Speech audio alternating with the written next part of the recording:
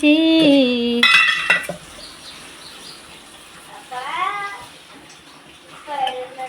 ఎత్తుకున్నావయ్యా, ఇంత మంచి దేవుడవయ్యా, నీవెంత మంచి దేవుడవేసయ్యా.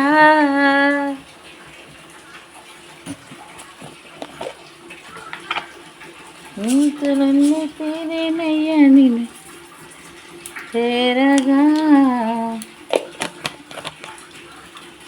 ఎంత మంచి దేవుడవేసయ్యా. ఘోర పాపినైనా నేను దూరంగా పారిపో,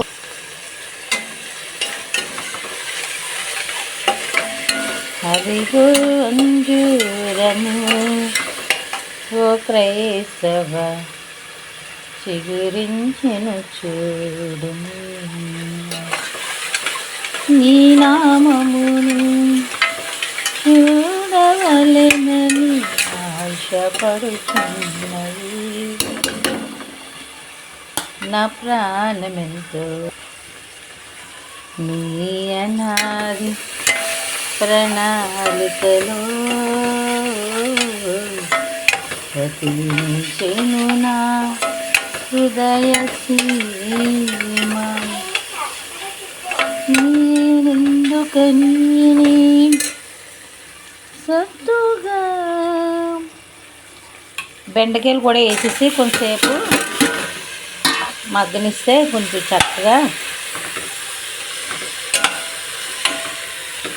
లైటింగ్ తక్కువ ఉందని కొంతమంది కామెంట్ చేశారు. కిచెన్ కొంచెం లోపలికి ఉంటుందండి. కొంతసేపు సాల్ట్ కూడా యాడ్ చేస్తాను. కొంతసేపు అలా మగ్గనిస్తే సిమ్లో పెట్టి అలా మగ్గనివ్వాలి. మగ్గనిస్తే నార్మల్కి వస్తుంది. సిమ్లో పెట్టేసాను. ఇలాగా దగ్గరికి వచ్చేసాయి బెండకాయలు. దగ్గరికి వచ్చాయి కాబట్టి ఇప్పుడు కొంచెం కారం వేసుకోవాలి.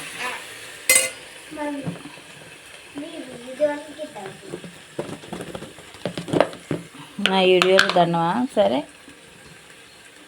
నా వీడియోలో దండం అంటే మా అమ్మాయి అంటుంది. 2 స్పూన్లు కారం అంతే.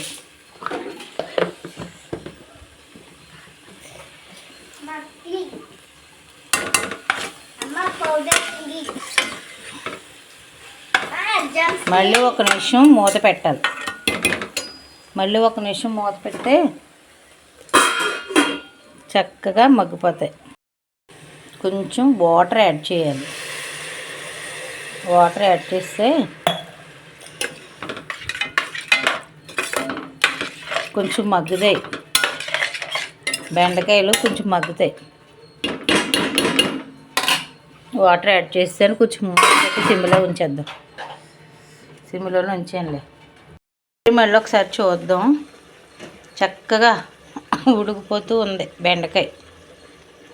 ఇప్పుడు బెండకాయలోకి ఆల్రెడీ మనం ముందుగానే సిద్ధపరచుకున్న టామరిండ్ వాటర్ వేయాలి. వేసి కొంతసేపు మూత పెట్టేద్దాం. అలా మగ్గుతాయి.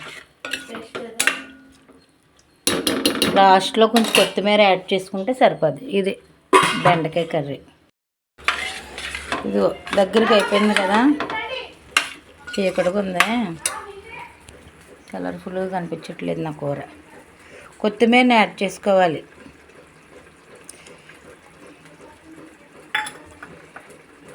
కొత్తిమీరని యాడ్ చేసుకుంటే లాస్ట్ ఫైనల్ టచ్. అయిపోయింది దగ్గరికి. అదిగా కొంచెం మూత పెట్టేసి 1 నిమిషం అలా ఉంచాలా. ఇలాగ పెసరట్టు కూడా దగ్గర పడిపోయింది. మార్నింగ్ డ్యూటీకి వెళ్ళడం కదా, పిల్లలతో చాలా కంగారుగా ఉంటుంది.